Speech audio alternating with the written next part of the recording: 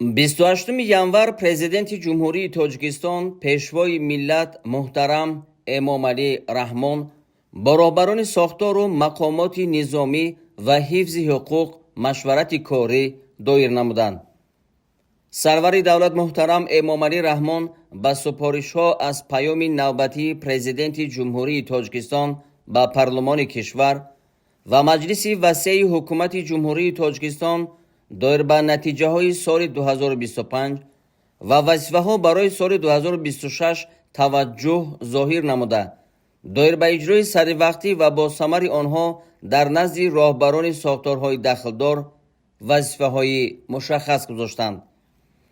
таваҷҷӯҳи зиёд ба масоили мубориза бар зидди ҷинояткорӣ, аз ҷумла гардиши ғайриқонунии маводи мухаддир, бахусус навъҳои синтетикӣ ва психотропии он зоҳир гардид. супоришҳо ҳамчунин доир ба кор бо мардум, таъмини тартиботи ҷамъиятӣ, риояи интизому оинномаҳои ҳарбӣ ва омодасозии кадрҳои касбӣ дода шуд.